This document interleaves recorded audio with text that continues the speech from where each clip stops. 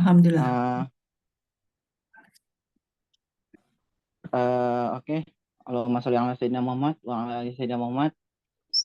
Allahumma sholli wa sallim wa barik alaihi wa ala alihi wa sahbihi ajma'i amma ba'du.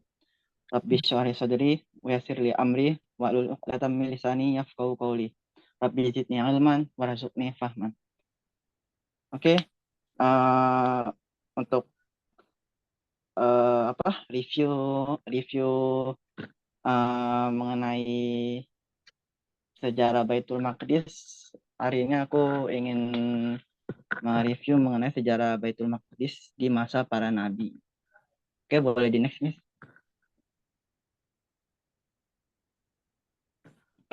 Teman-teman, eh ini gak pernah tahu gak apa sih hubungannya Nabi Adam dengan Baitul Maqdis? Ada yang tahu? Hmm, silakan. Kalau yang saya tahu cuman ini Windardi. Yang saya ingat saya bahwa yang Hmm? mendirikan Ka'bah adalah Nabi Adam dan kemudian 40 tahun kemudian Nabi Adam alaihissalam mendirikan Masjidil Aqsa. Ya, ya benar ya. Itu eh, ketika Rasulullah ditanya oleh sahabat itu siapa ya? Lupa.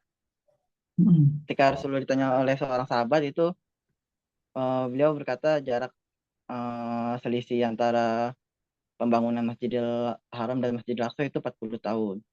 Dan ini eh, Nabi Adam diciptakan dari berbagai tanah. Nah, di sini apa namanya? Nabi malaikat malaikat yang ditugaskan untuk mengambil tanah itu malaikat Israel. Dan inilah asal usul apa asal usul awal mula malaikat Israel itu ditugaskan menjadi malaikat pencabut nyawa karena di sebelum diutusnya malaikat Israel untuk mengambil tanah di bumi itu sebelumnya sudah ada malaikat-malaikat yang diutus oleh Allah. Yang pertama itu wait, yang pertama itu malaikat Jibril. Ketika sampai di bumi, bumi menolak diambil tanahnya karena khawatir Adam dan keturunannya berbuat maksiat kepada Allah. Karena sejarahnya itu sebenarnya yang aku tahu ya itu ya. Ada itu sebelum diutusnya manusia itu dunia itu apa dunia itu pernah dikuasai oleh jin, jin dan iblis ya. Itu mereka di dunia itu berbuat kerusakan dan akhirnya mereka semua dimusnahkan. Nah, setelah musnahnya semua jin dan iblis, maka Allah menciptakan suatu makhluk baru ya, yang dimana ia terbuat dari tanah yaitu Adam. Nah, setelah malaikat Jibril ditugaskan, setelah malaikat Jibril itu ditugaskan malaikat Mikail dan terjadi hal yang sama. Bumi pun menolak malaikat Mikail mengambil tanah dari bumi dan kemudian terakhir malaikat Israel. Dan pas pertama kali malaikat Israel turun ke bumi itu beliau juga gagal mengambil tanah di bumi karena bumi menolaknya. Kemudian Allah berfirman dalam wait,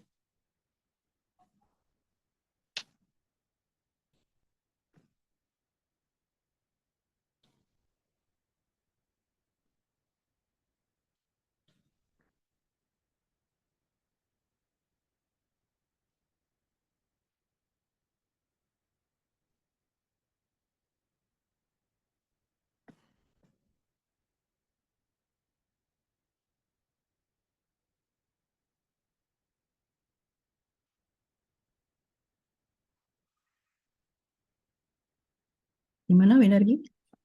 wait miss, bentar. Oh ya, oke. Eh, hmm,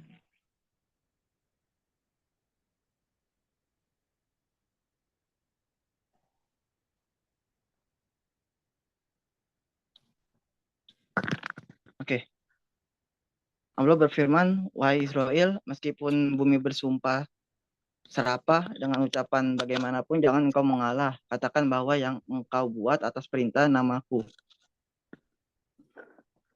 Kemudian Israel pun turun kembali ke bumi dan berkata, wahai bumi, ketahuilah bahwa kedatanganku adalah atas perintah Allah dan atas namanya. Jika engkau membantah pekerjaanku, berarti engkau membantah perintah Allah, dan sudah tentu engkau tidak ingin menjadi makhluk yang durhaka. Mendengar hal itu, bumi tidak bisa berkata apa-apa ya. Udah ke pojok ya, udah ke knock out kalau orang petarung bilang ya. Hmm, terkait tanah yang digunakan untuk menciptakan Nabi Adam itu terdapat dalam Sunan Abu Daud menceritakan bahwa eh, Rasulullah SAW bersabda, sungguhnya Allah menciptakan Nabi Adam dari segenggam tanah, dari seluruh bagian bumi, kemudian anak-anak keturunan Adam datang dari bagian-bagian bumi tersebut. Di antara mereka ada yang berwarna merah, hitam, dan di antara mereka juga ada yang lapang, sedih, kurang baik, dan baik.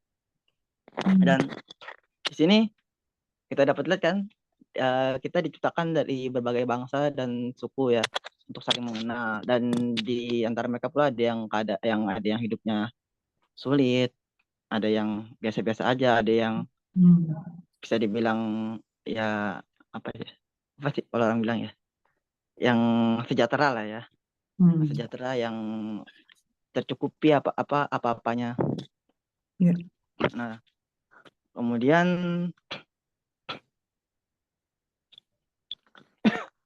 Imam Abdul Rahim bin Ahmad Al-Qadi dalam kitabnya Doqoik Al-Akbar mengabadikan asal tanah yang digunakan. Beliau mengutip perkataan Ibnu Abbas perihal asal-usul jasad tubuh Nabi Adam. Yang pertama, boleh di next, Miss? Oh, betul ya. Oke. Oke. Kepala Nabi Adam diciptakan dari tanah Baitul Maqdis. Wajah beliau dari tanah surga, dua telinga beliau dari tanah Bukit Tursina, dahi beliau dari tanah Irak, gigi beliau dari tanah Telaga Kausar, tangan kanan beserta jari jemarinya dari tanah Ka'bah, tangan kiri beliau beserta jari jemarinya eh, dari Ka'bah, tanah kiri beliau beserta jari jemarinya dari Persia, kedua kaki beliau beserta betisnya berasal dari tanah Hindia, tulang beliau berasal dari tanah pegunungan, aurat beliau berasal dari tanah Babilonia, punggung beliau dari tanah Irak, perut beliau dari tanah Kurusan, sekarang daerah Irak, hati beliau dari tanah surga Firdaus, lisan beliau dari tanah Taif, kedua mata beliau dari tanah Telaga Haut.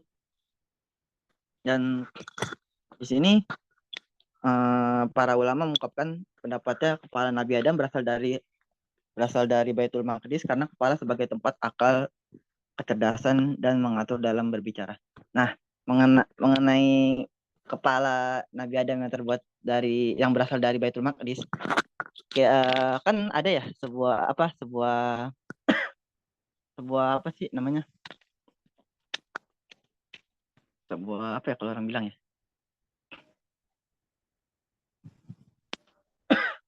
sebuah istilah bahwa Muslim itu bagaikan satu tubuh yang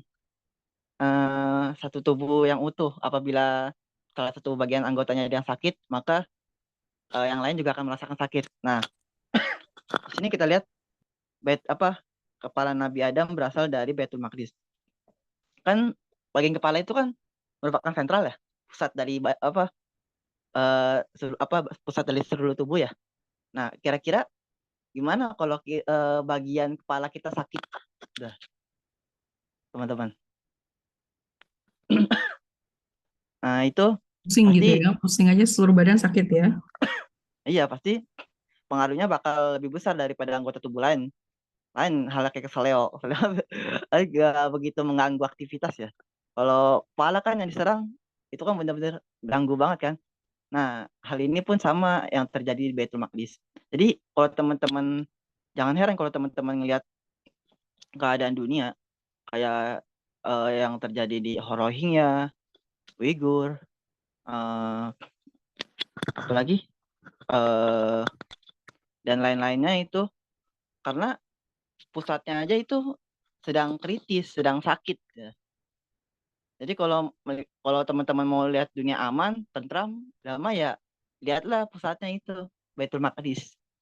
Dan kenapa di Baitul Maqdis itu, khususnya di Batu Sohronya ya, atau dalam bahasa Inggrisnya disebut Dome of the Rock. Itu ditulis surat Yasin. Ada yang tahu gak teman-teman? Ayo kita review lagi nih. Ingat-ingat. Kenapa ditulis surat Yasin di Kuba, bukan di Kubanya sih, Baitul Sohroh. Kan Kubanya warna kuning ya. Mm-mm. Di bawah Kubanya tuh ada ngelingkari, Ya. ada lingkaran ayat suci Yasin. Kenapa? Ayo. Kenapa Yasin dijadikan sebagai kaligrafi dari Kubatu Sohroh? Lupa. Kayaknya pernah baca tapi lupa. Nah, benar. Benar nih, bintang nih. Mana-mana bintang. Karena Yasin Yasin Oh, iya, apa iya. Yasin itu jantung Al-Quran, Baitul Maqdis itu jantung dunia ya benar. Nah Baitul Maqdis itu jantungnya dunia ya. Jadi kalau jantungnya di apa kalau sentralnya yang diserang yang di eh Saraya yang diserang itu pasti efeknya bakal lebih besar daripada yang lainnya. Oke, selanjutnya sementara kedua telinga beliau berasal dari Bukit Tursina sebab telinga adalah tempat mendengar nasihat. Dahi Nabi Adam berasal dari Irak sebagai tempat bersujud kepada Allah. Wajah Nabi Adam berasal dari surga sebab mewakili keindahan. Gigi beliau berasal dari tanah Kausar karena gigi menjadi tempat yang memiliki rasa. Sementara kedua tangan kanan beliau eh sorry, sementara tangan kanan beliau berasal dari Ka'bah yang mewakili tempatnya keberkahan dan pertolongan dalam kehidupan. Tangan kiri beliau berasal dari Persia, sebab tangan kiri dijadikan sebagai tempat bersuci dan istinja.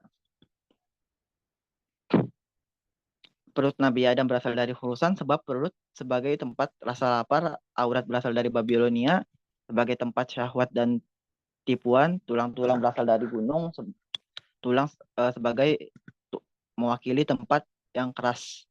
Selanjutnya hati beliau dari tanah surga Firdaus sebab hati tempatnya iman. Lisan berasal dari tanah Taif sebab lisan adalah tempat mengucapkan syahadat, merendahkan diri serta berdoa kepada Allah. Setelah pengambilan tanah di bumi, malaikat Israel lalu menghadap ke Allah. Boleh di next, Miss?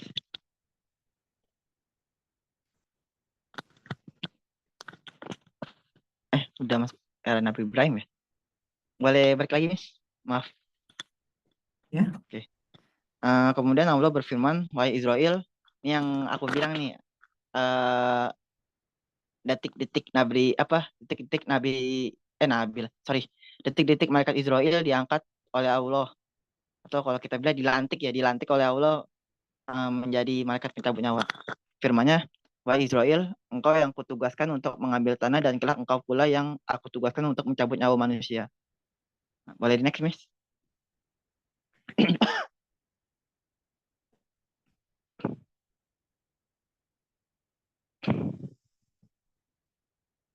Oke, era Nabi Ibrahim. Allah memiliki Baitul Maqdis sebagai bentar, wait. Memilih. Bentar, wait.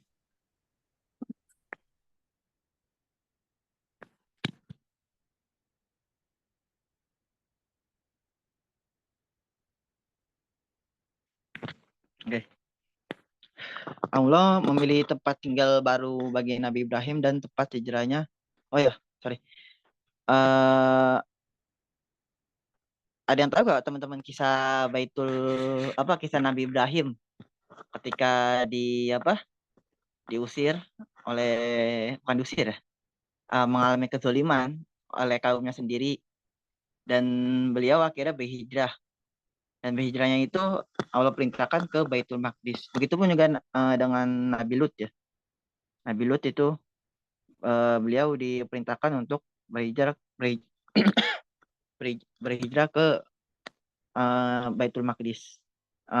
Terdapat dalam firman Allah dalam surat Al-Anbiya ayat 71, dan kami selamatkan Ibrahim dan Lut ke sebuah negeri yang kami telah memberkainya untuk segala manusia.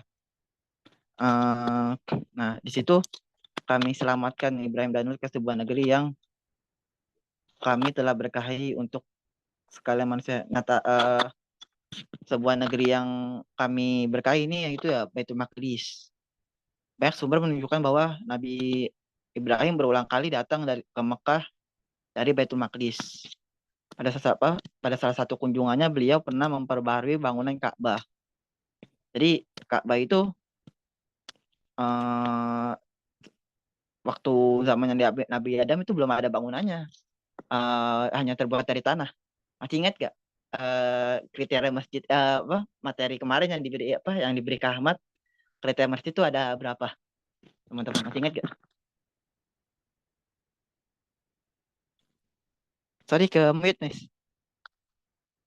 Emang sengaja lagi mikir maksudnya. Oh, oke. Hadap kiblat, ada batas-batas. Satu Hah? lagi apa ya? Ayo, Lupa. satu lagi. Hampir benar nih. Cuma dua. Lupa deh. Yang aku ingat cuma itu. Ada batas-batasnya, tidak harus berupa Hmm? dinding, Hmm? dan menghadap kiblat. Ya. Itu enggak ya? Ada Satu lagi? lagi wilayah. Oh, Jadi itu dulu kayak kayak Masjidil Haram dan Masjidil Aqsa itu belum ada bangunannya, dulu cuma berupa tanah tanah lapang ya. Cuman tanah lapang itu diberikan keistimewaan oleh Allah, diberkahi dan segala macam bentuk kebaikan. Uh, jadi ketika Nabi Ibrahim datang ke Mekah, beliau tidak membangun Ka'bah, tapi Ka'bah itu sudah dibangun oleh Nabi Adam. Uh, Nabi Ibrahim hanya mempertinggi, hanya merenovasinya saja. Meskipun demikian, kita belum menemukan sumber yang menerangkan bahwa Nabi Ibrahim pernah memperbaharui bangunan Masjidil Aqsa seperti yang dia lakukan terhadap Ka'bah.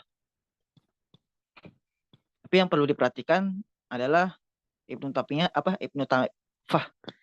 Taimiyah pernah menyebutkan bahwa Masjid Al-Aqsa telah ada sejak era Nabi Ibrahim alaihissalam.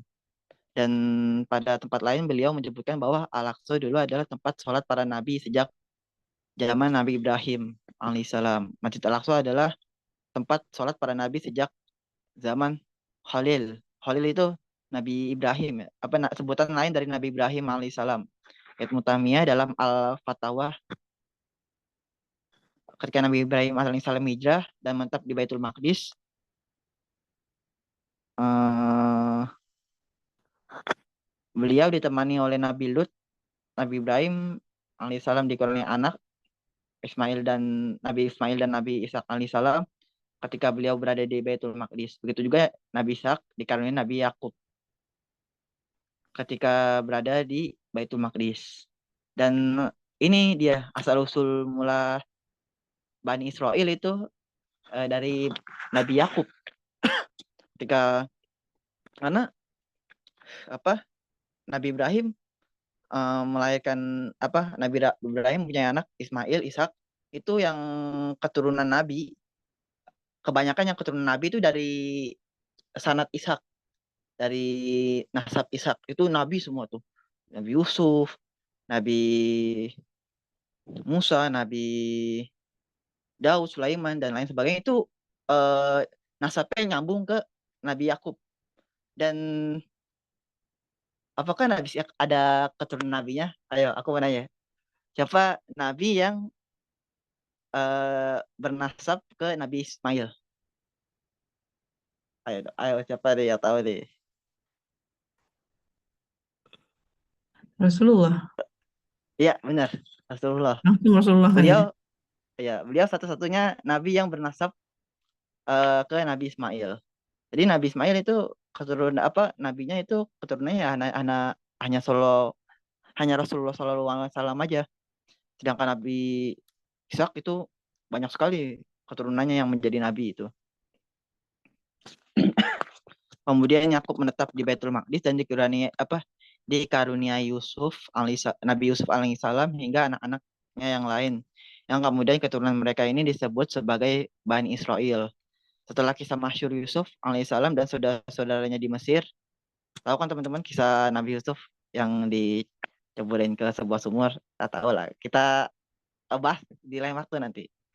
Nabi Yakub alaihissalam pada akhir hayatnya pindah ke Mesir hingga wafat di sana. Namun beliau berwasiat kepada anak-anaknya, beliau ingin dimakamkan di Baitul Maqdis bersama di samping ayahnya yaitu Ishak dan kakeknya Nabi Ibrahim alaihissalam. Dan selanjutnya eh, boleh di slide ke sebelumnya, Miss? Boleh lagi ke sebelumnya? Lagi boleh? Ya. Nabi Musa dan kaumnya diperintahkan oleh Allah Subhanahu wa taala untuk berhijrah ke Baitul Maqdis dan membebaskannya, namun kaum yang enggan melakukannya disebabkan rasa takut dan lemah. Boleh di next, Miss. Ini cerita ini apa? Ini difirmankan oleh Allah dalam surat apa ya? Boleh lagi, Miss, next. Ini lanjut lagi. Oh ya, dalam surat Al-Maidah ayat 21. Sorry, Miss, lagi. Ya, ini dia. Ya. Surat Al-Maidah ayat 21, hai kaumku, masuklah ke tanah suci Palestina yang telah ditentukan oleh Allah bagimu, dan janganlah kamu lari ke belakang karena takut kepada musuh, maka kamu menjadi orang-orang yang merugi. Nah, karena ketakutan dan kelemahan mereka untuk berjuang membebaskan Masjidil Aqsa atau tanah suci Palestina, mereka akhirnya dihukum oleh Allah dalam labirin gurun apa ya? Gurun Sina ya kalau nggak salah. Sorry, bentar. Oh ya, gurun Sina selama 40 tahun. Jadi Nabi Musa dan kaumnya, dan pastinya sama Nabi Harun ya, karena pendamping Nabi Musa itu Nabi Harun, dan Nabi Musa dan Nabi Harun bersama kaumnya itu dihukum oleh Allah di labirin gurun Sina selama 40 tahun. Jadi teman-teman tahu gak kalau gurun itu ibaratnya sama kayak hutan. Teman-teman jalan ke arah kanan, entah ketemunya ke tempat itu lagi. Teman-teman jalan ke kiri, ketemunya tempat itu lagi. Bahkan ada sebuah kisah ya. Bukan kisah sih, ini kisah nyata. Aku ada tuh di sosmed. Ada seorang muslim, itu dia tersesat di gurun. Itu dia udah eh di detik-detik kematiannya itu ya. Eh ketika di detik-detik kematiannya beliau bersahadat, akhirnya beliau meninggal di gurun tersebut. Ya, jadi gurun-gurun apa yang teman-teman lihat, wih gurun tuh luas ya ini ya. Tapi biar luas, gurun itu mematikan teman-teman. Kalau teman-teman tidak tahu ada jalan, itu teman-teman bisa tersesat, kelaparan ketika tersesat mengalami kelaparan dan lain sebagainya. Makanya ketika eh, pasukan Usama bin Zaid pergi menuju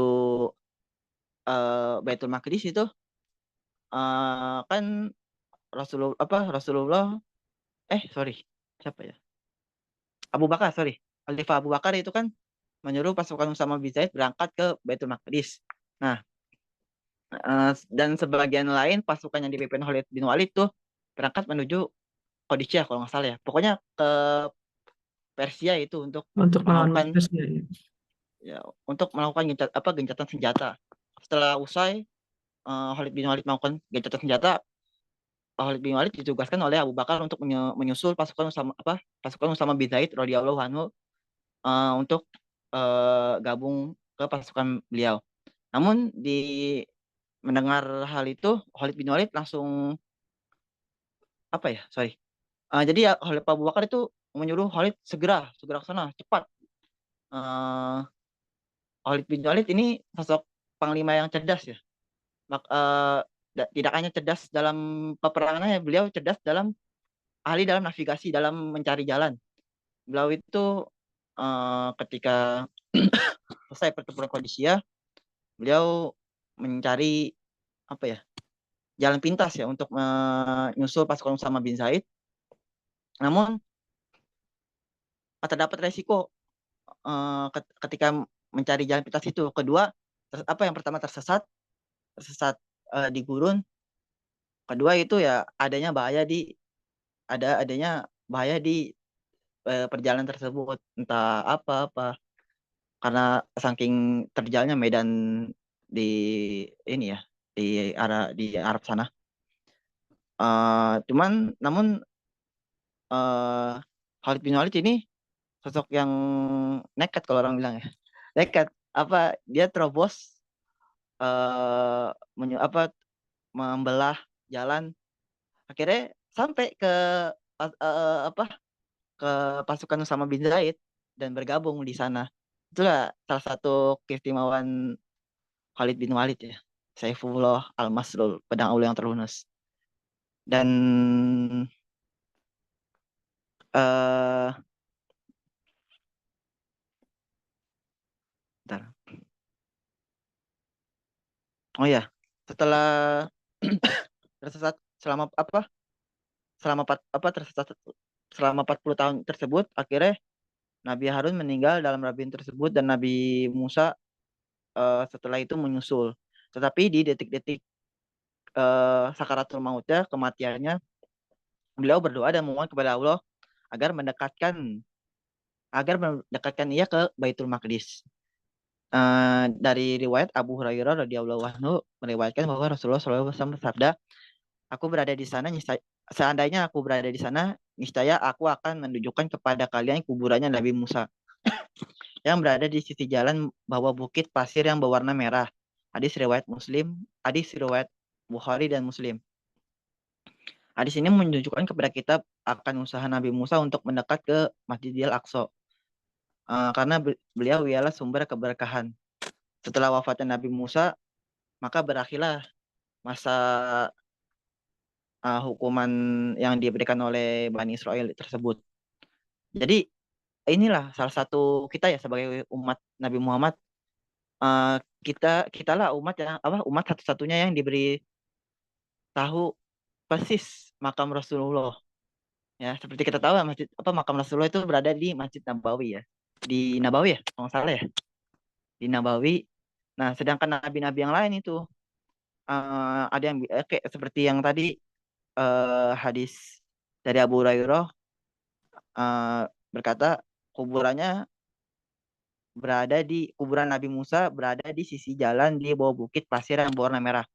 Itu hanya apa ya? Jadi nggak begitu persis di mana tepatnya. Jadi nabi-nabi terdahulu dari Nabi Adam sampai terus setelah Nabi Isa itu makamnya nggak ada yang tahu persis di mana makam-makam nabi tersebut. Karena itu hanya Allah yang tahu. Sudah apa sih dirahasiakan oleh Allah. Hanya umat Nabi Muhammad saja yang diberi keistimewaan dikasih tahu makam nabinya. Oke, terus selanjutnya eh, setelah berakhirnya masa hukuman untuk Bani Israel, setelah apa? Setelah berakhir itu masa hukuman untuk Bani Israel tuh sebagian, ada yang bilang sebagian, ada yang bilang seluruh Bani Israel tuh meninggal dalam hukuman tersebut. Ya bayangin teman-teman ya, tersesat dalam gurun itu selama 40 tahun nggak makan nggak minum ya, pasti ya meninggal ya teman-teman, wafat. Ah, setelah itu lahirlah generasi Bani Israel yang baru yang dipimpin oleh seorang nabi. Nabi ini eh, bukan termasuk 25 nabi yang wajib kita ketahui ya. Ini nabi, tapi ini ada dalam diceritakan oleh Nabi SAW. Nabi tersebut bernama Yusya bin Nun, yang generasi apa nabi yang memimpin generasi Bani Israel yang baru dan memimpin mereka untuk membebaskan Masjidil Aqsa. Nabi Muhammad SAW bersabda sesungguhnya oh ya sorry. Jadi ketika Nabi Yusya memimpin Bani Israel, uh, Bani Israel generasi baru itu, beliau uh, masuk untuk membebaskan Baitul Maqdis dan ketika ketika perang itu apa ya namanya sih? Ini, ketika Nabi Yusya masuk ke Baitul Maqdis dan membebaskan terjadi gencatan senjata perang itu ketika itu hari sudah mulai senja ya, sudah mulai sore, matahari sudah mulai terbenam dan kalau sampai terbenam matahari itu bukan mengakhiri peperangan. Jadi kalau zaman dulu tuh kalau perang kalau udah uh, senja, udah matahari sudah mulai terbenam, itu malamnya biasanya para panglima itu menyudahi perangnya. Bukan menyudahi, bukan berarti mundur ke belakang. Mundur ke belakang untuk menyusun strategi untuk untuk eh, menghadapi peperangan esok harinya. Jadi ketika sudah Nabi Yusya dan para pengikutnya sudah benar-benar udah hampir win streak ya, sudah hampir menang itu, beliau berdoa kepada Allah. eh, Doanya tersebut terdapat dalam hadis Nabi, sesungguhnya matahari tidak ditahan cahayanya kecuali kepada Yusya ketika ia dalam perjalanan. Jadi beliau memohon kepada Allah, berkata, engkau dia berkata kepada matahari, engkau diperintahkan oleh Allah Subhanahu Wa Taala, aku pun demikian. Ya Allah, tahanlah cahayanya, maksudnya cahaya mataharinya ini atas kami. Nah, dan itu matahari tersebut ditahan oleh Allah itu sampai benar-benar Nabi Yusya dan para pengikutnya itu membebaskan Baitul Maqdis. Ya begitulah kisah para muwahhid, yaitu orang-orang yang mengesahkan Allah, pasti bakal kembali ke pangkuan Baitul Maqdis akan kembali ke pangkuannya. Maka ini menjadi sebuah kepastian bahwa para nabi dan kaum muslimin telah memakmurkan Masjidil Aqsa dengan baik, yaitu dengan sholat, berzikir, atau mentauhidkan Allah. Next, Miss, ke era Nabi Sulaiman.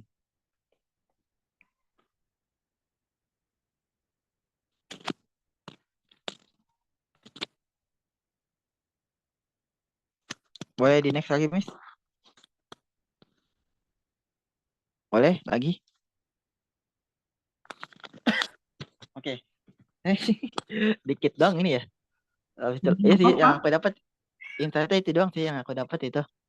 Oke. Tapi ntar ada di teks selanjutnya. Oke, masuk ke era Nabi Sulaiman. Nah, ketika uh, Baitul Maqdis di era Nabi Sulaiman itu sedang mencapai puncak kejayaannya ya. Yang dimana sebenarnya sih awal mula puncak kejayaannya itu di masanya Nabi Daud alaihissalam. Ketika beliau mengalahkan, tahu siapa yang tahu raja yang dikalahkan oleh Nabi Daud?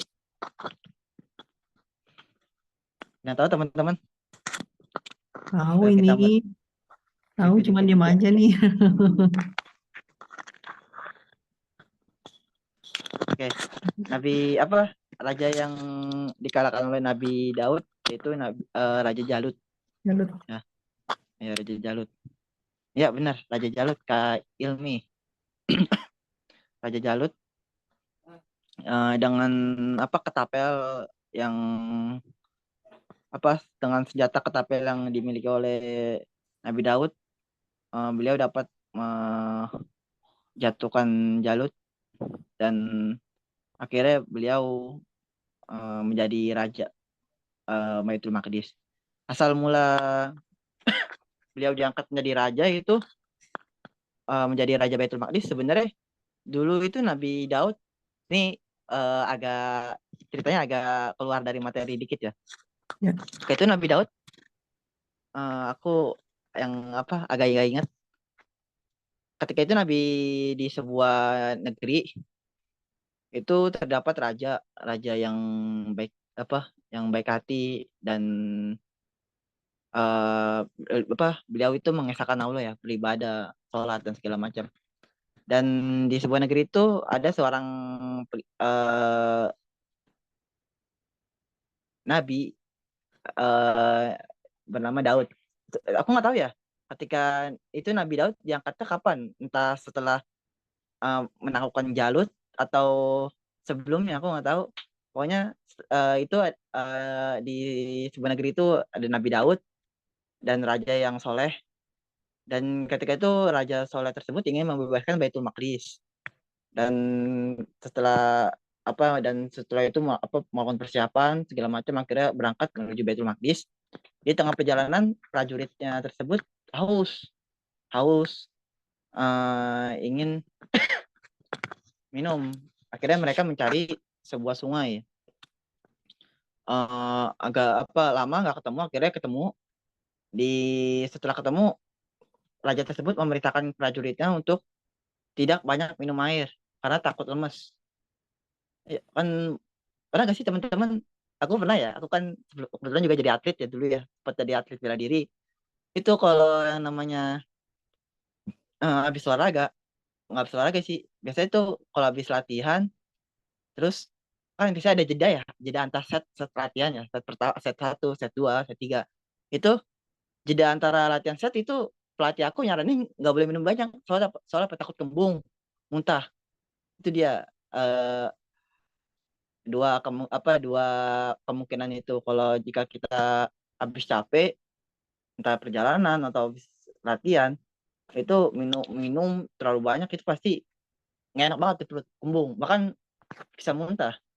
Nah itu para prajuritnya itu menghiraukan perintah raja tersebut perintah ya pemimpinnya tersebut raja tersebut akhirnya hanya beberapa doang yang patuh terhadap raja tersebut ya diantaranya Nabi Daud dan kalau nggak salah itu ada berapa orang ya yang patuh kurang lebih berapa pokoknya sebagian besar itu nggak patuh yang lainnya sebagian kecil itu patuh oleh perintah raja tersebut akhirnya setelah minum itu yang sebagian besar itu kembung tuh akhirnya nggak bisa melakukan perjalanan lagi ke Baitul Maqdis karena saking udah kembungnya ya udah kenyangnya akhirnya rajanya ini waduh gimana nih inilah uh,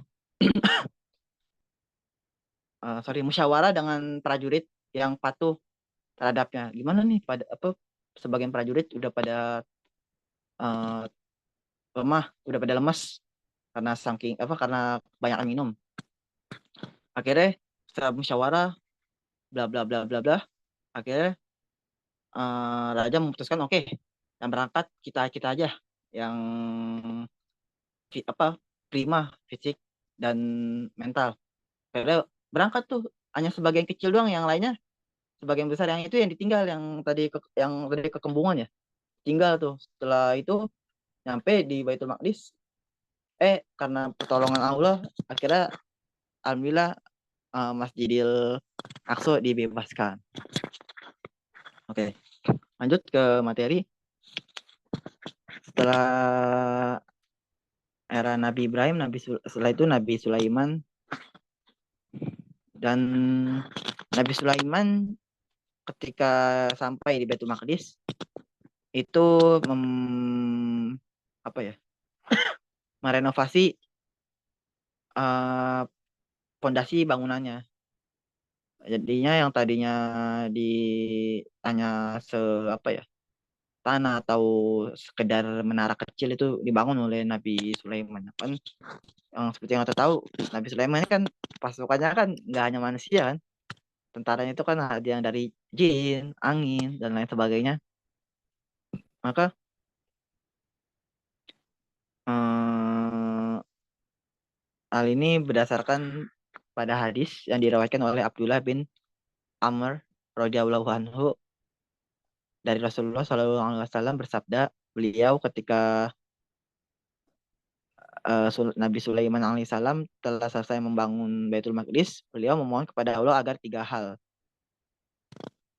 Yang pertama, memberi hukum yang sesuai hukumnya, maksudnya sesuai dengan syariat terdahulu ya, agar Allah memberinya kekuasaan yang tidak akan dimiliki oleh seorang pun setelahnya. Ya, seperti yang kita tahu, di dunia ini kekuasaan terhebat dan terbesar sepanjang masa yaitu Nabi Sulaiman.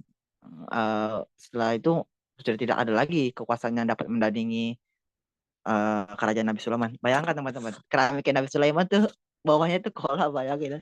Sampai Zulaika itu ketika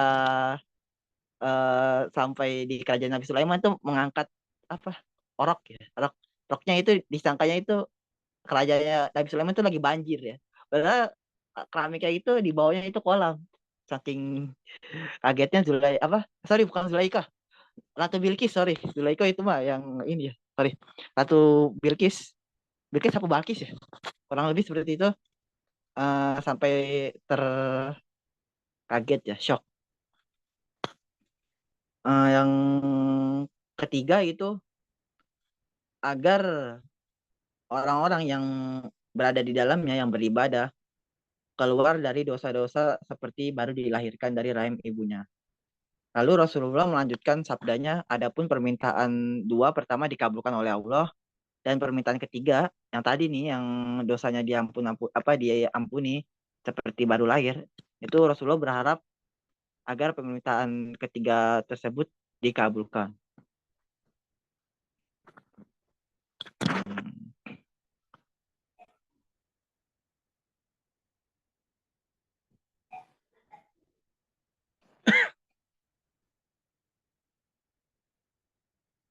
Bentar.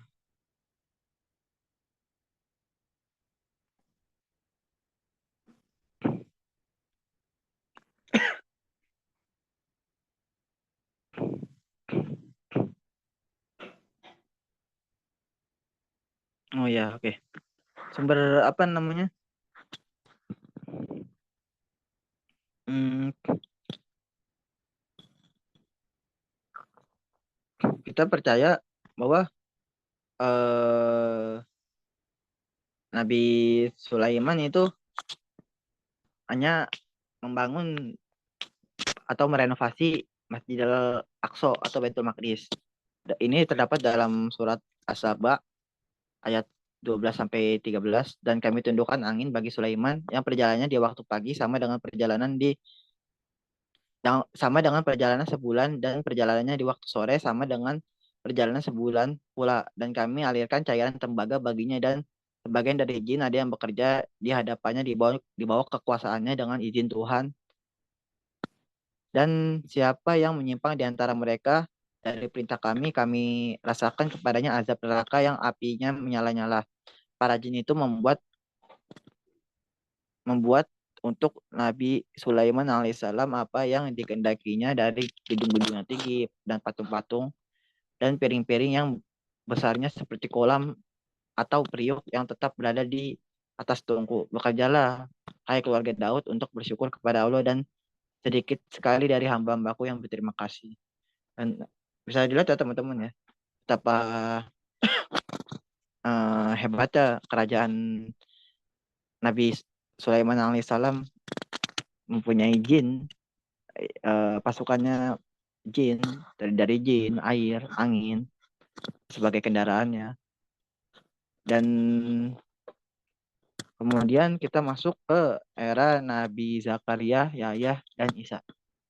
Boleh Miss langsung ke slide terakhir. Slide yang Nabi Zakaria, Yahya, Isa.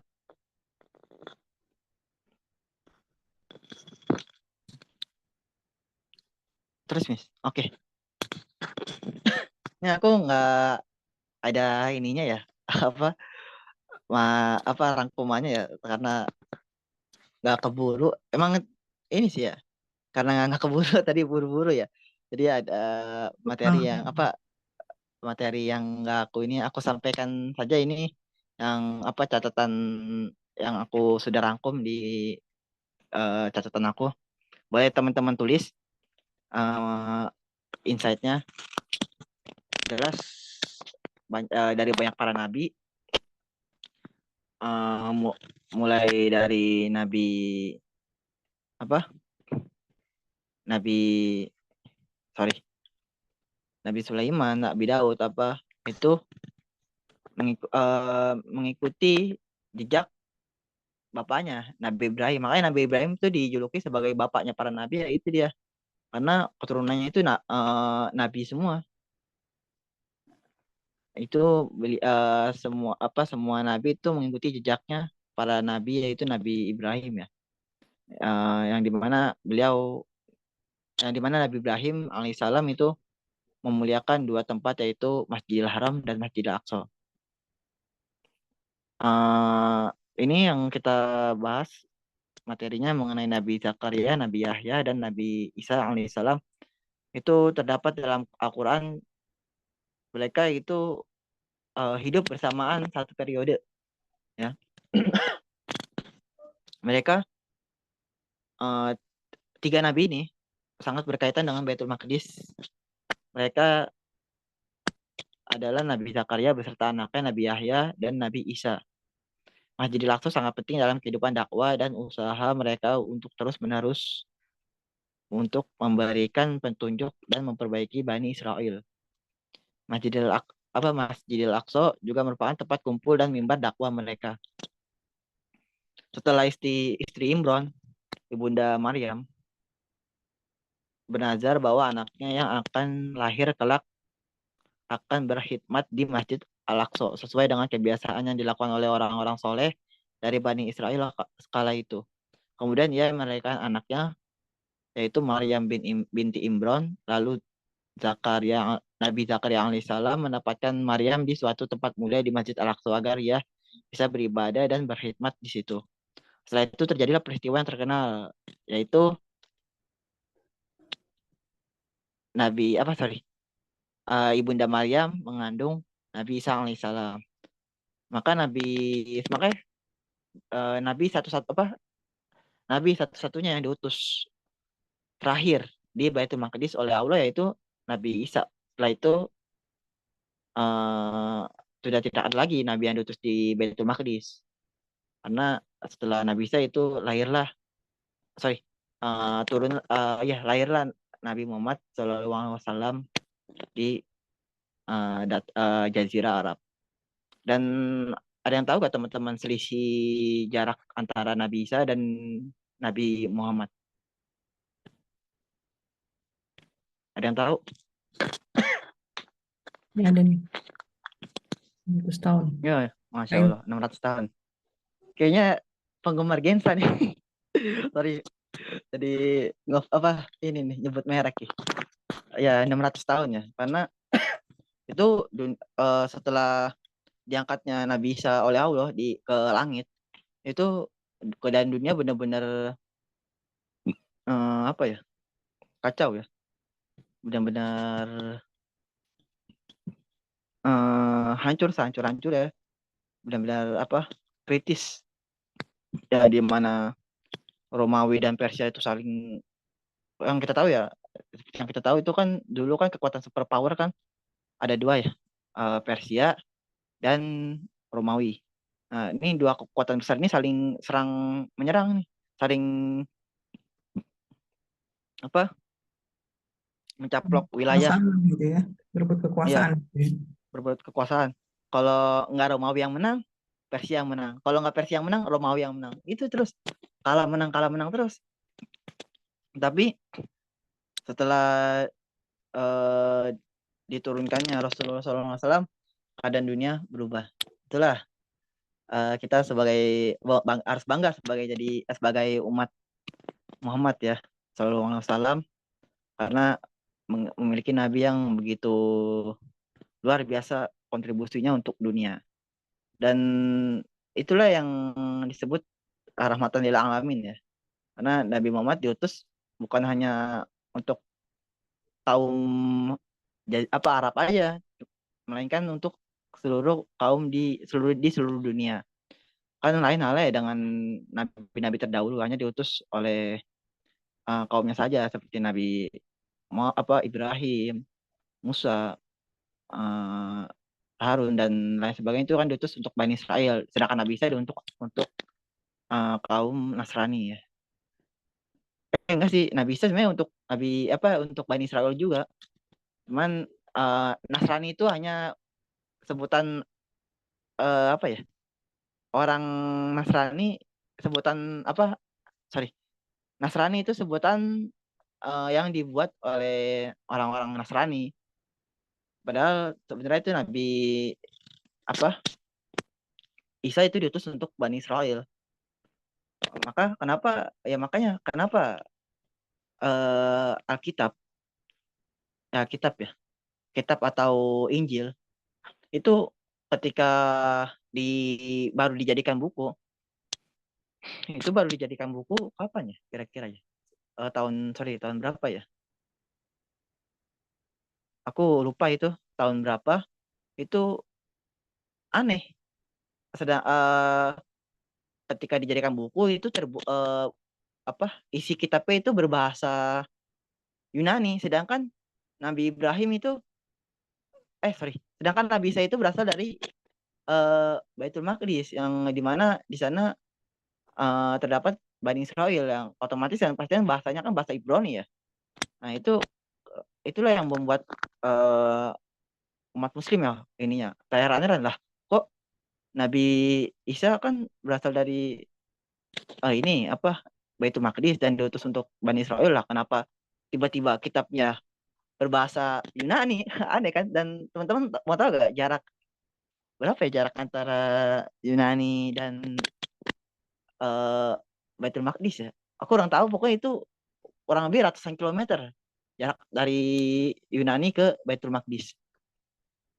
Maka eh, disinilah apa namanya terjadi penyimpangan ini ya, penyimpangan isi kitab. Dan benar memang kitab-kitab terdahulu sudah rusak, saya isinya sudah tidak seperti dulu. Memang ada, cuman ada yang masih real, yang masih asli, cuman sebagian besar sudah diubah isinya oleh ahli-ahli kitab mereka. Oke. Kemudian hmm,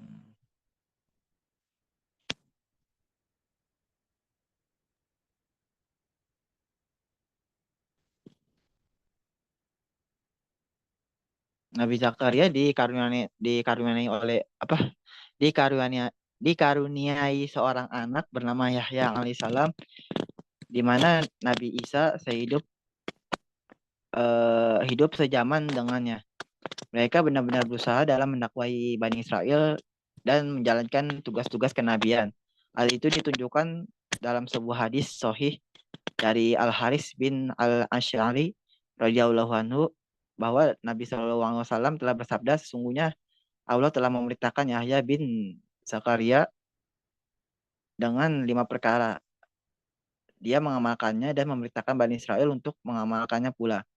Nabi Muhammad SAW melanjutkan, tapi dia lambat dalam menjalankan 5 perkara tersebut. Lalu Isa berkata kepadanya, sesungguhnya engkau telah diperintahkan dengan 5 perkara di mana engkau mengamalkannya dan memerintahkan Bani Israel untuk mengamalkannya juga. Maka pilihlah apakah engkau yang akan memerintahkan Bani Israel mengamalkannya atau aku yang akan memerintahkan mereka untuk mengamalkannya. Maka Yahya menjawab, jika engkau mendahuliku menyeru mereka untuk mengamalkan 5 perkara tersebut, maka aku takut akan disiksa oleh Allah Subhanahu wa taala. Kemudian dia mengumpulkan Bani Israel di Baitul Maqdis sehingga masjid menjadi penuh dan orang-orang duduk di atas balkon-balkon lalu mengingatkan mereka. Jadi maksud tadi sini uh, Nabi Yahya diperintahkan oleh Allah Subhanahu wa taala dengan 5 perkara, dan di mana dia mengamalkannya dan menyeru Bani Israel untuk mengamalkannya juga. tetapi Nabi Yahya ini lambat melakukan dakwanya tersebut.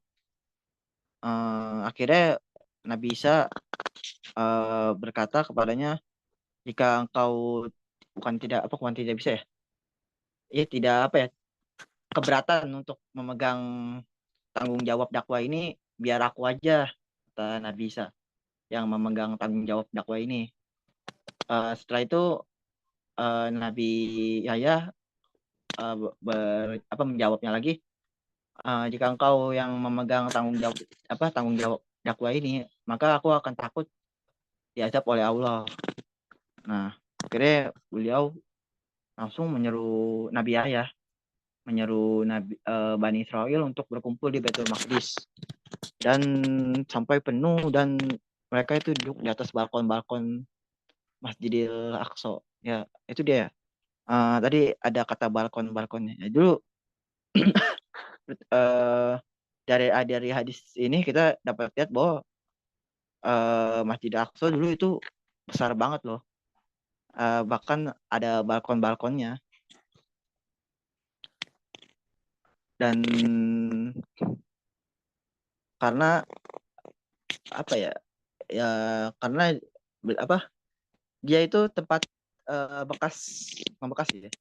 Merupakan peninggalan Nabi Sulaiman alaihissalam. Jadi ya wajar bila uh, zaman dulu Masjidil Aqsa benar-benar megah. Maka itulah yang membuat Yahudi Zionis itu termotivasi untuk termotivasi termotivasi terlalu sopan ya. Terlalu ambisi untuk menguasai Baitul Maqdis itu, karena itu dia katanya bahwa dulu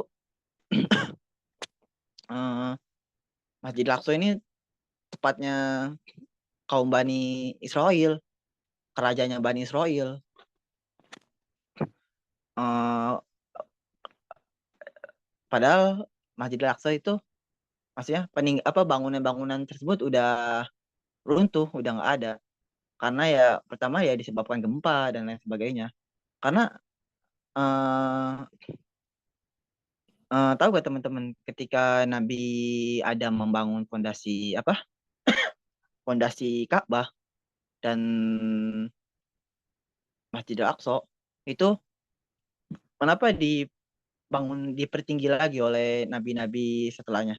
Karena ya itu dia, selain emang apa ya, kewajiban untuk memuliakan dua tempat tersebut ya, karena yang kedua itu kemungkinan ya karena tempat tersebut sudah apa ya, runtuh bangunannya, sudah tidak ada disebabkan bencana alam, seperti yang kita tahu kisah Nabi Nuh alaihissalam, yang terjadi banjir bandang besar di zamannya itu kan.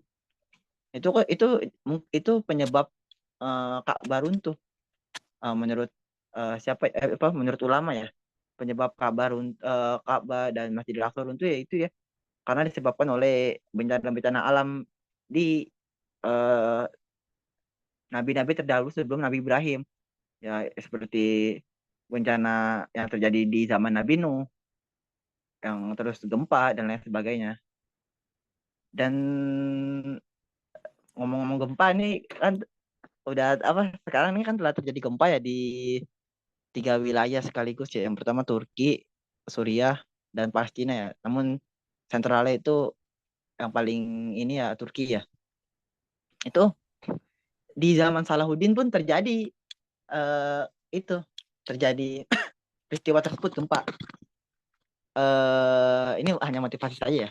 Ini kayak bisa bilang benar-benar relate ya dengan kehidupan kita sekarang. Nah, di mana Masjidil Aqsa ketika itu dalam keadaan terjajah oleh pasukan salib, dan ketika itu terjadi gempa setelah Masjidil Aqsa dikuasai oleh pasukan salib. Aku tadi baca ya di postingan Gensa itu, cuman baru sebagian sih kalau nggak salah ya. Kalau ada yang salah boleh dikoreksi teman-teman. Itu eh, ketika Baitul Maqdis dikuasai oleh pasukan salib, dan setelah itu terjadi gempa. Setelah peristiwa terjadi gempa, maka terjadilah apa apa sih, sorry, bukan ekspedisi ya, rencana pembebasan Baitul Maqdis yang dimulai dari Imaduddin Zangki. So itu terus dari apa, terus sampai ke Salahuddin Al-Ayyubi. Dan mungkin bisa saja sebentar lagi, sebelum nggak boleh, maksudnya ya bisa saja eh Baitul Maqdis bebas, mungkin apa dalam waktu dekat, tapi astagfirullah, nggak boleh aku, nggak boleh seperti itu ya, maksudnya nggak boleh ngeramal, itu hanya rahasia Allah, cuman ini hanya motivasi saja. Memang kejadian apa gempa tersebut pernah terjadi di zaman Salahuddin Alayubi. Eh, dan gak lama setelah kejadian gempa tersebut ada rencana pembebasan Baitul Maqdis oleh yang dipelopori oleh Imaduddin Zangki. Setelah itu, setelah Nabi, oke kita masuk materi lagi.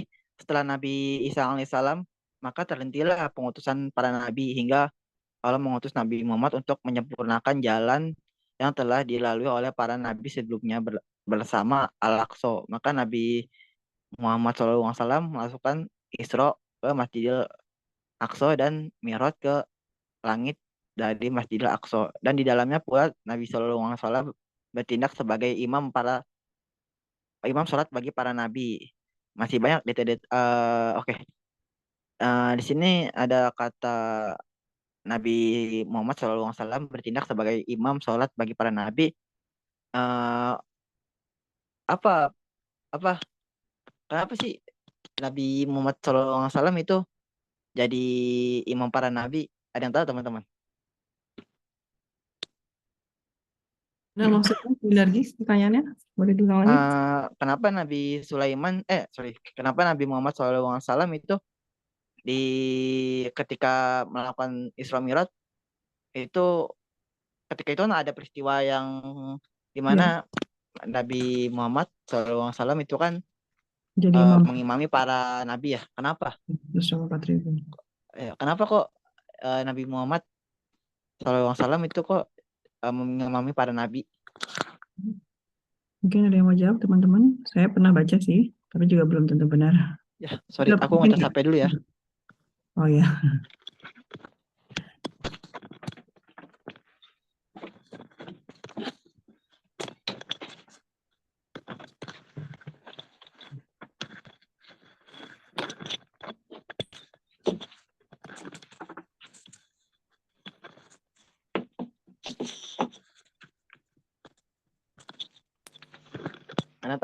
Ada yang tahu nih teman-teman. Oke, hmm, aku jawab ya. hmm. Karena itu sebagai bukti tanda kalau kayak gitu tuh namanya baiat ya. Para nabi berbaiat kepada Rasulullah SAW. Sorry bentar.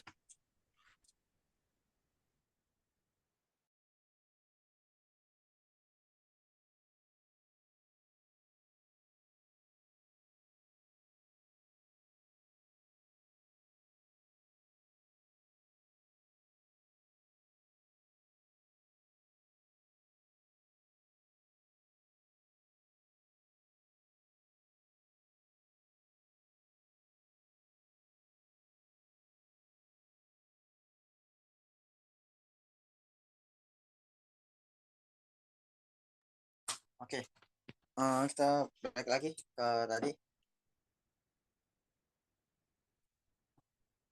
Tadi sampai mana? Sampai mana tadi, Miss? Berbaiat ya? Ya, berbaiat. Ya betul. Jadi itulah yang kita ibro apa? Ibro yang kata kita, ibro yang kata, ibro yang dapat kita ambil dari peristiwa apa? Kenapa sih kita harus uh, kenapa sih umat Islam itu hubungannya erat banget sama dua tanah tanah kalau ya aku mau ngasih pengertian yang dimaksud tanah haram itu apa ini ya, Masjidil Haram. Karena apa? Karena uh, Masjidil Haram itu merupakan tempat yang apa ya, haram, bukan haram, apa ya, sorry, tempat yang di apa ya, dilarang untuk yang pertama dilarang untuk membuka aurat, bahkan menebang pohon aja nggak boleh di sana, berperang. Makanya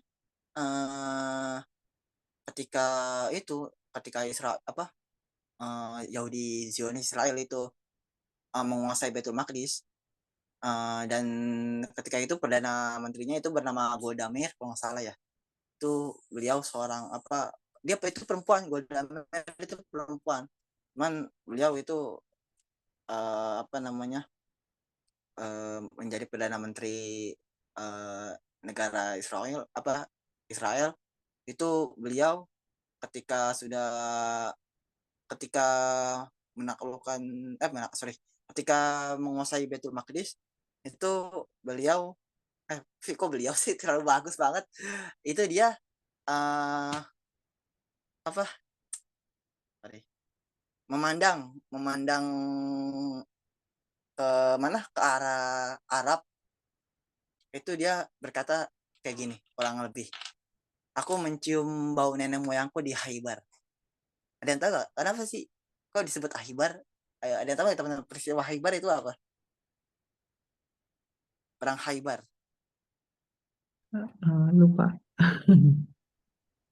Perang Khaybar itu perang yang terjadi di zaman Nabi SAW antara kaum muslimin dan kaum Yahudi itu. Mereka saling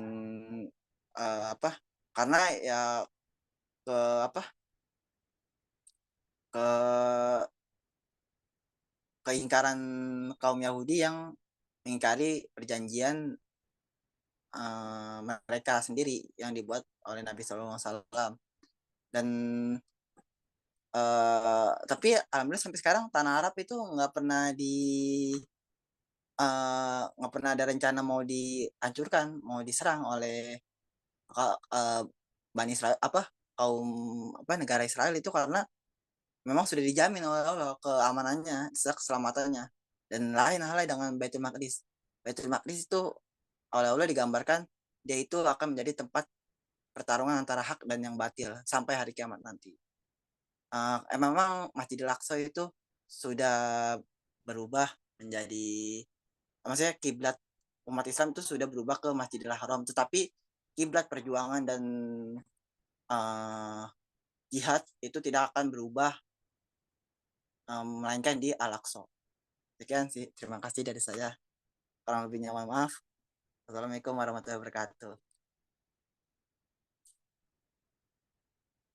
Masya Allah. Oke teman, ada Ya, yang mau sharing, ada pertanyaan? pertanyaan, komen, Mungkin sharing, masukan. mungkin tadi ada yang kurang atau ada yang salah boleh. Ya, jadi memang kita ini kan ajang sama-sama belajar. Saya aja pribadi belum tentu bisa menyampaikan selengkap Windargi ini ya, Masya Allah. Nah, jadi sesuatu banget ya Windargi, Masya Allah. Barakallahu fiik. Nah, tentu tapi karena kita ini memang sama-sama belajar, kita semua pemula gitu ya dalam menyampaikan, dan ini tempat kita latihan. Latihan artinya sebagaimana atlet harus diulang-ulang, dan ada perbaikan-perbaikan gitu ya, ada peningkatan-peningkatan gitu kan ya. Nah, jadi kita perlu masukan dari teman-teman semua. Kalau ada yang mau disampaikan, boleh silakan.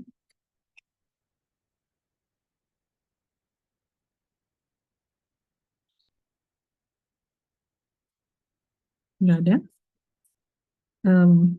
Saya pribadi ada sedikit sih, Windargi ini bukan karena saya lebih berilmu, bukan, sama sekali bukan. Tapi karena kebetulan saya pernah dengar atau pernah baca beberapa bagian yang, oh kayaknya yang ini agak berbeda gitu ya. Jadi saya sampaikan ya, Bismillahirrahmanirrahim.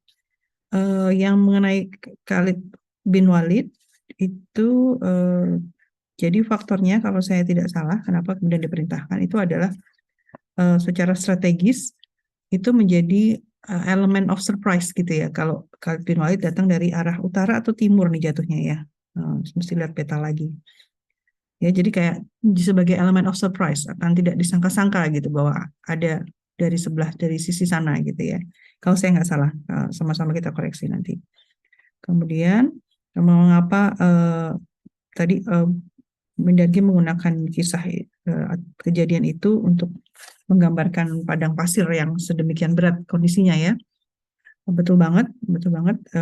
Tapi yang terkait khusus Khalid bin Walid ini, memang beliau mesti mengambil jalur itu karena itu adalah jalur yang singkat, tapi kondisinya memang sangat sangat karena jalur yang jarang dilalui gitu ya, karena berat medannya dan letak oasenya itu tidak bisa dipastikan. Khalid bin Walid itu punya memori itu samar-samar kalau nggak salah ya, mengenai oasenya itu di mana sumber air gitu. Jadi dia mengambil resiko tinggi, tentu alhamdulillah dengan panduan dari Allah, bantuan Allah, sehingga akhirnya ketemu sumber airnya itu, sehingga bisa singkat. Nah, karena singkat itu, jadi tidak disangka-sangka gitu kan. Loh, tiba-tiba ada pasukan dari Khalid bin Walid dari sisi, jatuhnya dari timur ya, agak dari timur gitu ya. Gitu. Di cross check lagi tapi ya, ini yang saya juga mengandalkan ingatan saya kalau yang masalah itu. Kemudian tadi Windargi menggunakan, ini mohon diterima sebagai tidak menyalahkan ya Windargi, cuman kita sama-sama belajar, nanti pada saatnya saya perlu dikoreksi, silahkan dikoreksi. Bismillah, kita sama-sama ingin mempersiapkan diri berdakwah tentang Baitul Maqdis gitu ya, mantapkan ilmu kita dan siap berdakwah. Tadi Windargi menggunakan istilah gencatan senjata, saya dengar sampai 2 kali. Tapi saya sepertinya menangkap pemahaman Windargi tentang gencatan senjata itu seakan-akan bentuknya peperangan gitu ya. Betul nggak ya? Yang dimaksud Windargi. Sedangkan, Sorry Kak, iya benar. nah, sedangkan gencatan senjata sendiri arti sebenarnya adalah justru berhenti berperang. Berhenti berperang, sepakat berhenti berperang untuk waktu tertentu. Nah, itu namanya gencatan senjata. Jadi penggunaan istilahnya aja ya, bisa dipelajari lebih lanjut. Ini masalah istilah aja, mungkin karena dengarnya senjata gitu kesannya, itu berarti peperangan.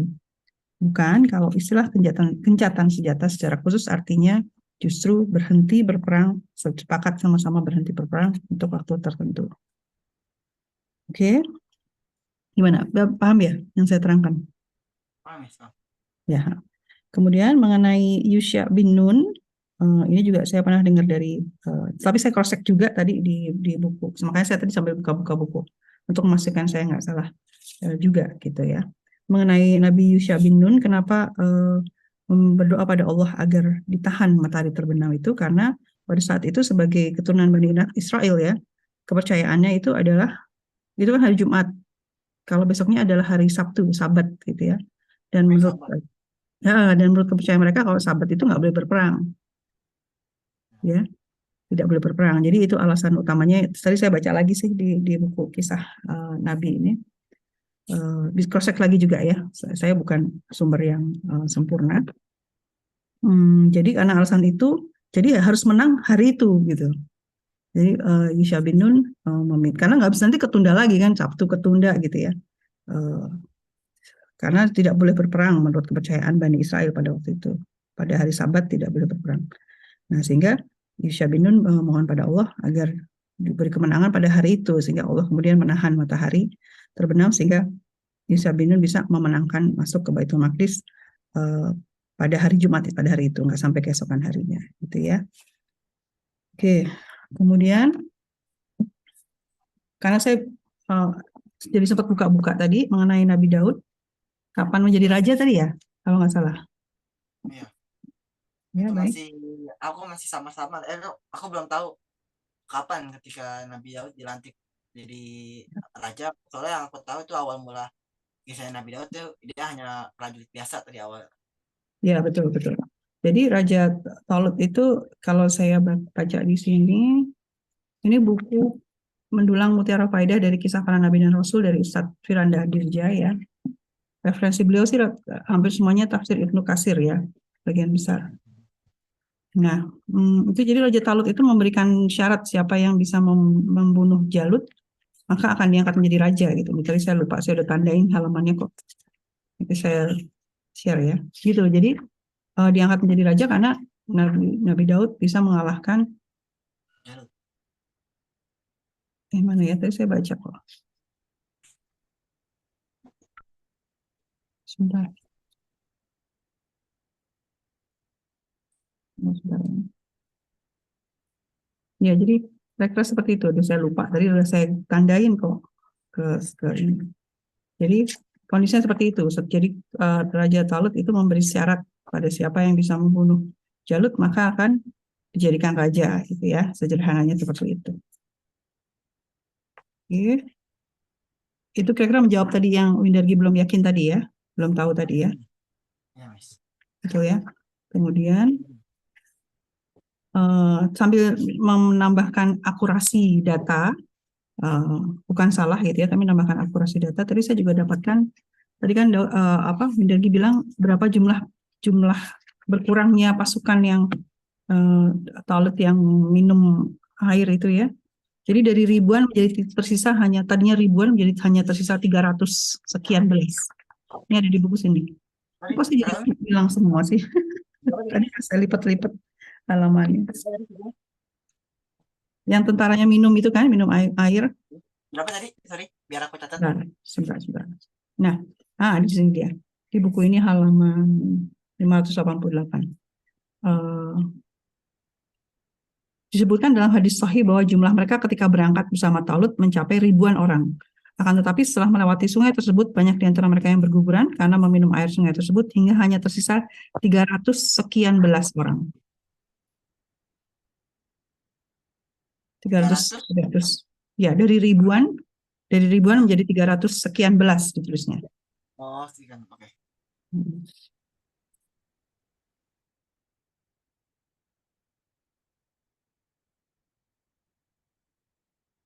Oke, tapi sama-sama cek lagi ya.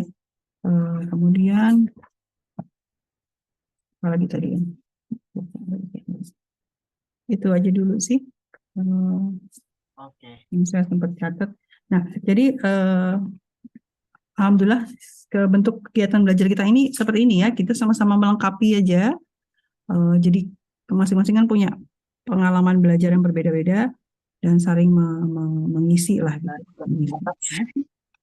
Referensi terbatas. Iya, dan referensi juga terbatas. Jadi penyampaian materinya nggak benar-benar 100% akurat ya, teman-teman. Nggak apa-apa, tapi ini kan kita proses belajar ya, nggak masalah. Kan kita bukan apa ya? Ini bukan ujian, jadi nggak ada gagal lulus atau enggak gitu ya. Ini belajar kayak kita berlatih gitu, berlatih. Tapi dari sini aku juga pengen ngelatih kepercayaan diri aku dan yang aku tahu kan ya, di share di apa menurut profesor dari mana gitu aku lupa bahwa belajar itu cuma sekian persen dan selebihnya itu harus terasa kan Windargi luar biasanya begitu harus menyampaikan ke orang lain, belajarnya luar biasa banget ya. Ada grup juga. Dan maaf ya teman-teman kalau penyampaian materi aku tadi tersendat-sendat karena emang baru pertama kali. Nah iya, there's always the first time. Kita nggak akan sampai ke langkah ke-10 kalau nggak mulai dari langkah pertama ya kan. Gitu. Tapi ini luar biasa sekali, Masya Allah. Saya bersyukur banget niatan kami literasi Baitul Maqdis ini disambut. Windargi luar biasa semangat. Hana, Bintang, ini Kak Ilmi. Udah lama nggak lihat, udah lama nggak ketemu nih sama Kak Ilmi yang ini. Ya ini sekarang udah kira-kira udah jam 10 ya, jam 10 lewat ya. Udah hampir jam 11 kayaknya di sana ya. Nah, ada dua Kak Ilmi ini, Kak Ilmi Musra. Kalau yang Kak Fada Nur Ilmi yang di Makassar, saya nggak tahu Kak Ilmi yang ini di mana ya posisi ya. Oh ada dua. Coba. Ini beda ini Kak Ilminya ya kan? Oh iya. Iya beda ya. Kak Ilmi ini di mana nih posisi Kak? Di Makassar. Di Makassar juga. Oh oke. Di Makassar. Salam udah jam 10, hampir jam 11. Nah, sekalian saya sampaikan, jadi ini kita punya bentuk belajar seperti ini, Kak atau Mbak atau Bu. Tapi saya tahu nih Kak Ilmi udah banyak ilmunya, karena itu pernah sempat ngobrol-ngobrol sedikit ya, waktu kajian baca Al-Isra atau apa. Nah, jadi kita mau melatih dengan menyampaikan tuh mau nggak mau kita merekam ilmu lebih tersimpan ya pada saat kita menyampaikan ke orang lain. Itu memang ada penelitiannya secara psikolinguistik dan penelitian terhadap otak manusia bahwa kalau kita cuma nerima aja, nggak pernah coba disampaikan, itu tersimpan di memori lebih cepat hilang gitu ya. Tapi kalau kita sudah pernah menyampaikannya, insya Allah tersimpannya lebih lama gitu. Dan juga yang tadi udah dibilang ya, dengan mengajarkan kita akan lebih paham gitu, jadi lebih menggali gitu. Oke, mungkin ada masukan juga yang melengkapi lagi. Kak Ilmi ini tadi yang di Makassar. Iya nih Miss, sedikit yang tadi soal yang Miss itu nanya ya, cari explore apakah Nabi Ibrahim meninggikan Masjidil Aqsa. Betul, ya. Ya, jadi ada di buku kecil Baitul Maqdis itu halaman 56 disebutkan kalau Nabi Adam adalah nabi pertama yang menegakkan hubungan antara Masjidil Haram dan Masjidil Aqsa. Nabi Ibrahim dan kedua anak laki-lakinya itu membangun kembali atau merenovasi kedua tempat suci itu di Makkah dan Baitul Maqdis, dan Nabi Muhammad SAW adalah nabi terakhir yang menjadikan kaitan kedua masjid itu, yaitu Masjidil Haram dan Baitul Maqdis sangat jelas melalui perjalanan Isra dan Mi'raj. Jadi berdasarkan buku ini kemungkinan Nabi Ibrahim juga merenovasi Baitul Maqdis. Wallahu ta'ala alam. Masya Allah. Nah, alhamdulillah ya. Inilah indahnya belajar sama-sama saling perkaya. Tapi itu di situ nggak disebutkan sumbernya ya. Tapi saya yakin itu udah. Mungkin malah dari buku emas saya sempat baca sekilas kayaknya ada deh. Nanti kita cari lagi ya. Tapi ini udah informasi sangat berharga, Masya Allah. Jazakallah khair Kak Ilmi. Itu ya Windargi, jadi ditambah di catatannya Windargi ya. Sama-sama sih catatan kita semua insya Allah. Oke, baik. Nah, jadi seperti itu. Jadi kalau teman-teman ada catatan-catatan, Windargi sendiri secara pribadi, kalau ada catatan, aku kok tadi nggak gitu yakin bagian ini gitu ya. Buat catatan pribadi untuk diekspor lebih lanjut gitu ya, apabila memungkinkan. Atau mau ditanyakan kepada yang lebih ahli. Gitu. Jadi bentuk belajar kita seperti itu ya, kira-kira. Oke, gimana yang lain? Bintang? Nah, lagi teman-teman Mm-mm. boleh buat menambah referensi aku. Iya Miss, tadi itu yang pengiriman pasukan Khalid bin Walid sebelumnya kan sebelum ke negeri Syam itu Mm-mm. tujuannya ke Persia ya. Hmm, Hmm. kalau salah ya. Ya, benar nggak ya? Benar kacang. Awalnya tadi ke Persia. Setelah selesai gencatan senjata, Khalifah Abu Bakar menyuruh uh, pasukan Khalid bin Walid untuk menyusul pasukan Usama bin Zaid. Aku ada tuh catatannya dari Kak Ahmad. Boleh di share screen ya. Bentar. Mana ya?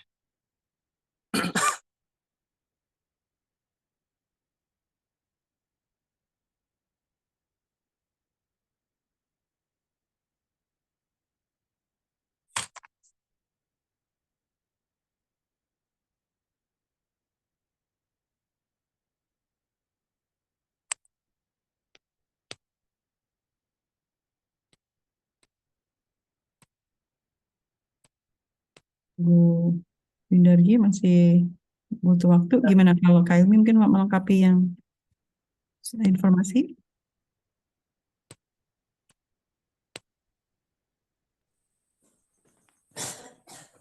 Oke. Nah, sorry. Uh,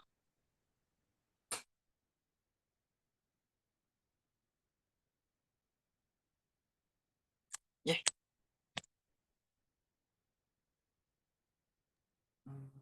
Belum muncul. Belum. Bentar guys.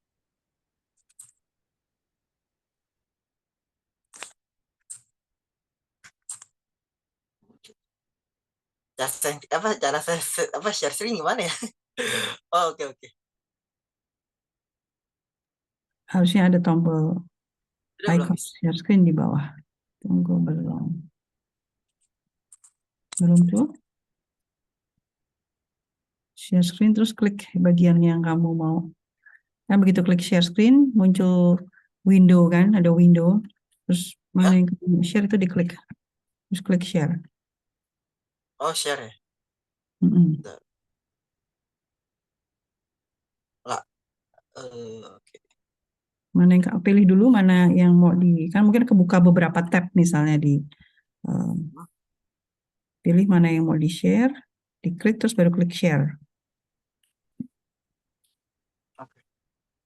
Wait, foto.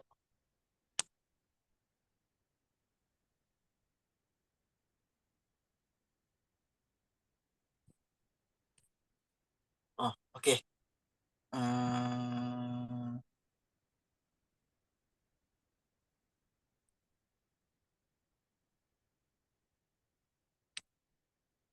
Nah, oh bukan ya? misi Usama bin Zaid, iya betul. Muncul kok tadi screenshot dari ada Kak Ahmadnya kan? Tapi itu Usama bin Zaid tadi bener kayaknya.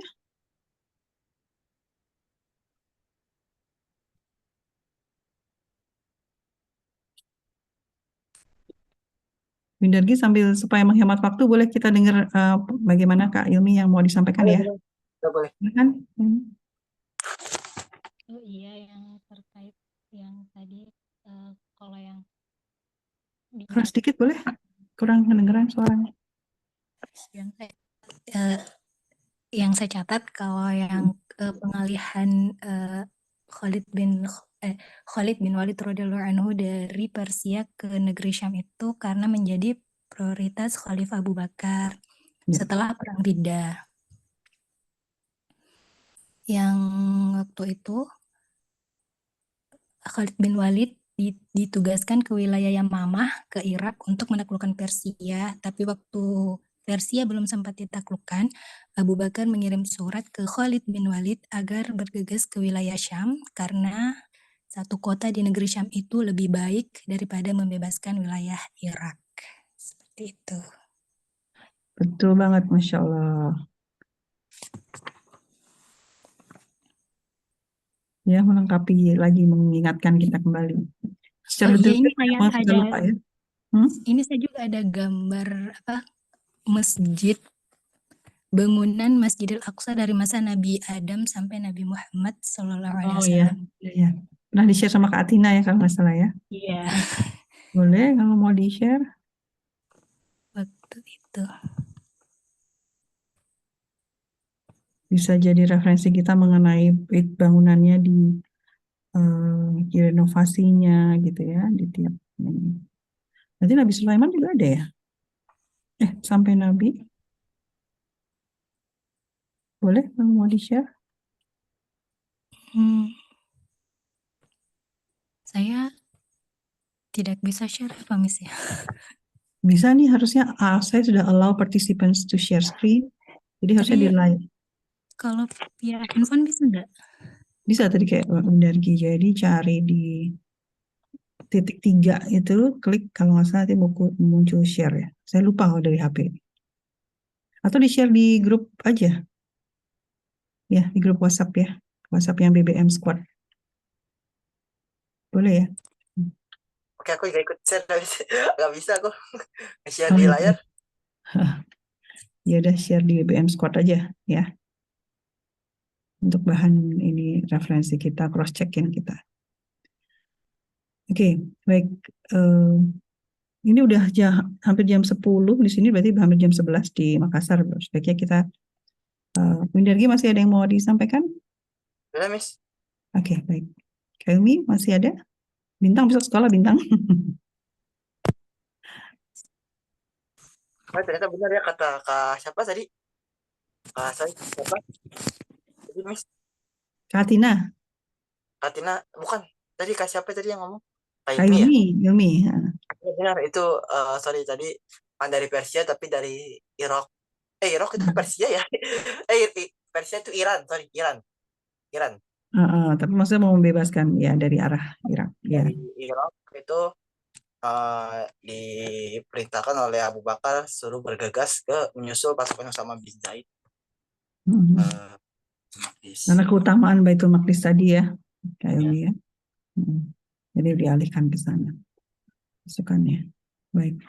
Masya Allah, Alhamdulillah kalau demikian. Jadi murojaah kita ini bentuk seperti ini insya Allah cukup efektif ya teman-teman semua.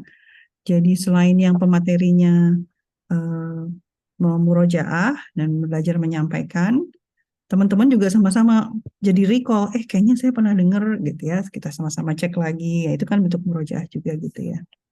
Tadi kayaknya Ilmi mau menyampaikan sesuatu deh. Ada, Miss. Nggak ada. Enggak. Silahkan.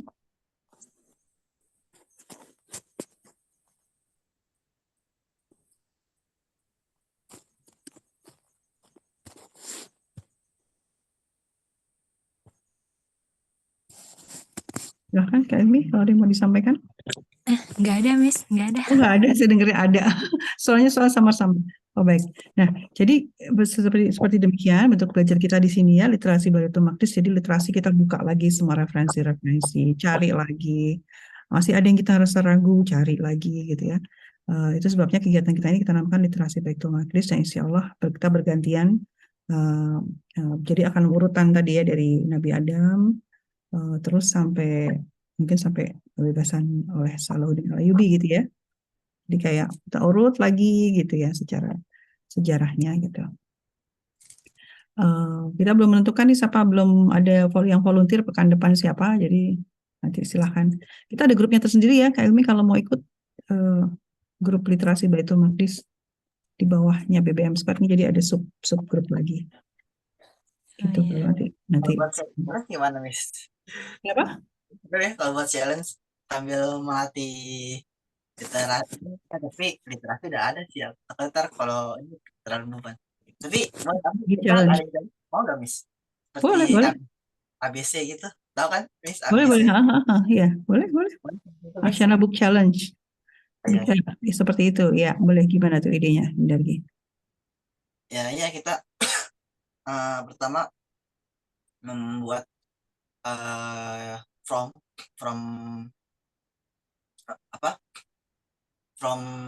buku apa yang kita mau baca, siapa penulisnya, penerbit, terus tebal buku berapa halaman, dan target teman-teman per hari mau baca berapa halaman. Jadi dalam sebulan tersebut nama challenge-nya one books amount. One book a month, oke. One book one month gitu ya. Dalam satu buku dalam sebulan itu harus teman-teman selesaikan dalam sebulan, dan target per harinya itu berapa halaman tuh setelah tergantung teman-teman sanggupnya berapa halaman.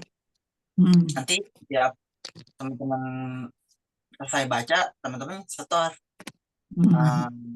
Bukan stop, nggak perlu ini ya, nggak perlu setor bacanya teman-teman baca terus teman-teman sampai ke grup, nggak usah. Jadi udah baca nih, contoh saya udah baca sebuah buku, terus saya tulis Mindargi day one down, itu cukup. Tahu aja kalau mau dengan format. Nanti aku kasih tahu mekanismenya, gimana mekanisme menyetornya, dan kemudian setelah teman-teman udah menyetor, teman-teman bikin review buku, atau gimana ya, apa kasih atau menjadi pemateri aja, gimana, Miss? Mau review buku akhir bulan nanti, mau review buku atau buku yang baca itu mau disampaikan di Zoom, gimana, Miss Anak? Ya, jadi sebenarnya kalau yang Aksana Literasi Club yang mengadakan Aksana Book Challenge itu kan peserta boleh memilih bukunya masing-masing, ya. Masing-masing buku terserah apa aja, topiknya tidak ditentukan. Nah, sedangkan kalau kita karena literasi Baitul Maqdis, kan kita kemarin sepakati pakai topik Baitul Maqdis, dan kita sepakat mau urutin secara sejarah dengan referensi sekaya mungkin, ya. Mungkin masing-masing punya referensi. Nah, saran saya itu nanti kalau mau bikin seperti macam book challenge, tapi khusus Baitul Maqdis bisa. Tapi saya pribadi merasa lebih fokus kalau kita milih topiknya sama gitu, topiknya sama. Untuk memperkaya literasi ya. Tetap literasi, Memperkaya referensi, sorry. iya, Ya. betul. Tapi kita kan mau pakai benang merahnya, topik utamanya tentang Baitul Maqdis. Dan memang kita kan, Baitul Maqdis sendiri kan kaya banget ilmunya, mau yang dari mana gitu. Nah, kita semua kemarin merasa, aduh kayaknya perlu dimurojaah secara sejarah nih, background kita tuh mesti mateng gitu kan. Pemahaman sejarah Baitul Maqdis mesti mateng, sehingga pembicaraan di awal kan sepakat kita sejarah aja deh, sejarah sejak dari Nabi Adam gitu ya. Gitu. Nah, dengan referensi yang valid, masing-masing saling melengkapi dan bergantian presentasi gitu kan. Nah, gitu dulu sih ya, boleh ya Windargi, supaya kita fokus. Nanti kalau bukunya beda-beda, terus kita juga nggak fokus gitu ya. Meskipun mungkin ada yang punya minat berbeda-beda, aku minatnya ininya gitu, tapi menurut saya sejarahnya ini tetap semua mesti tahu secara matang gitu ya. Betul ya, gitu dulu ya. Tapi idenya itu tetap bisa kita ini, mungkin bisa kita adopsi dalam beberapa waktu ke depan mungkin. Tapi untuk sekarang saya pengen ini jalan dulu. Ini udah mulai, ini bagus banget Windargi, mulainya udah keren gitu. Mudah-mudahan berikut-berikutnya teman-teman bisa sekeren ini gitu. Karena banyak banget lengkap gitu. Saya pikir cuma sedikit tadinya. Ternyata udah sampai Nabi Isa. Insya Allah. Baik. Itu ya teman-teman semua. Ajak-ajak teman-teman di BBM Squad dimotivasi untuk ikut kegiatan ini sebagai bagian dari memurojaah gitu sebenarnya. Murojaah ilmu. Oke. Kalau masih ada pertanyaan silahkan. Kalau nggak saya tutup. Nih. Bintang udah tidur ya Bintang, besok sekolah. Oke, nggak ada ya. Makasih banget Windargi, jazakallah khair, barakallahu fiik, luar biasa. Insyaallah dipertahankan kayak gini Windargi, tinggal sedikit-sedikit dirapiin, termasuk jadi ada konten, ada delivery. Konten isinya, delivery penyampaiannya. Nah, nanti pelan-pelan dua-duanya diperbaiki insyaallah. Kamu startnya lebih awal, umur 18 tahun udah start. Saya umur segini baru start. Ya, jadi insyaallah cepet lah gitu, keren kan. Oke, mari kita tutup dengan hamdalah. Alhamdulillah alamin. Astagfirullahaladzim. Subhanakallahumma wa bihamdika asyhadu an la ilaha illa anta astaghfiruka wa atubu ilaik. Jazakumullahu khairan. Sampai ketemu pekan depan insyaallah. Di grup kita ngobrol-ngobrol ya. Jangan lupa screenshotnya tadi di share apa gambar yang mau di-share ya. Assalamualaikum warahmatullahi wabarakatuh. Selamat beristirahat semuanya. Waalaikumsalam warahmatullahi wabarakatuh. Jazakumullah khair. Waalaikumsalam.